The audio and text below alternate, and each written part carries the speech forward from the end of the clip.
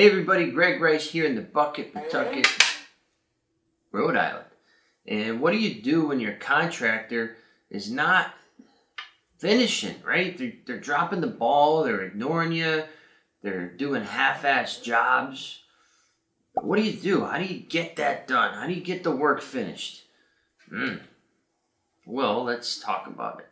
Step one, you talk to the contractor. Personally, talk to them face to face. That's how you get results. You meet with them in person. The phone, the email, writing letters, having your attorney send things, the DBR, right? Hold up. Let's meet in person. Let's point out what needs to be done. Let's talk about how we're going to do it. What's the expected timeline? What's the expected cost? What are some of the unforeseen situations?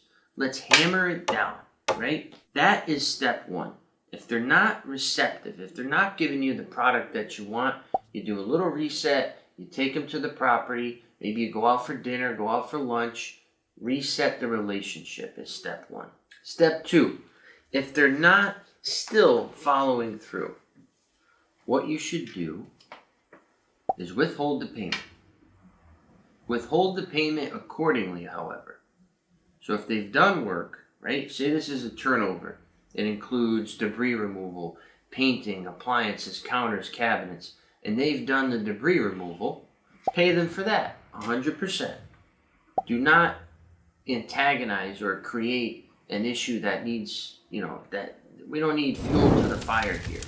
Pay them for what they've done, but do not pay them for anything that they haven't done. Or if you feel uncomfortable about leaving a deposit, for example. Some contractors will want 100% payment up front, 50% payment up front. Be wary of that if the relationship is a little rocky. I like to pay for performance. So they finish the debris, boom, check. They finish the painting, boom, check. Pay as you go, as opposed to all up front, which some people do, half like I was saying. So withhold payment is step two. And that will typically get the contractor's attention and, get that closer to the pin for you for the project to be finished. Step three gets a little murky, gets a little contentious, but you'll want to call the city or town that the project is being done. So if they pulled a permit, for example, to change some electrical or to do some plumbing, you can call the appropriate plumbing, electrical, mechanical inspector, whatever it may be, building official, to get them to put some pressure on the contractor. Now, the cities really don't want to do this. They don't want to babysit your workers. But for example, if you're doing electrical work or plumbing work, if it's not done properly, right, it's not done up to code, the property could be at risk, the tenants in the building could be at risk, you could be at risk if you live there. So they will get involved if some type of safety or security is up on the line. So you'll want to get them involved as step three. Step four, again, not really going to be going over too smoothly, but it can help. And what you do is you file a complaint with the applicable state contractors board. So I actually did that last week on behalf of a client.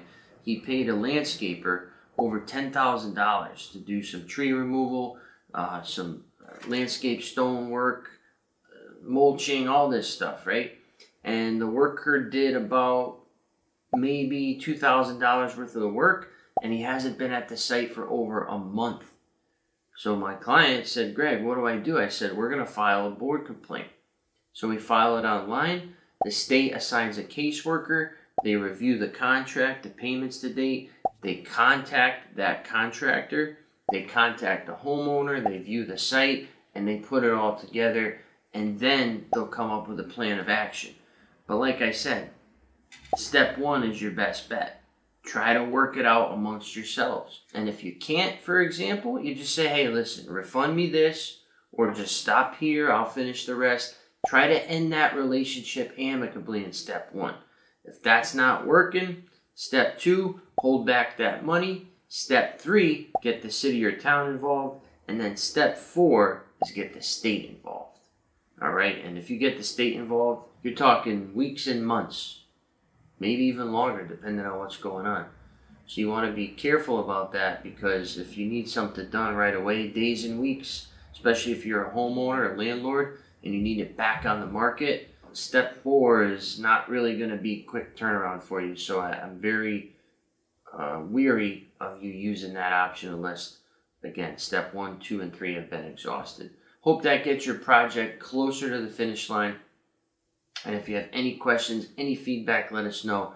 We've dealt with contractors for a decade now. So we've been around the block, and we can definitely offer you some advice.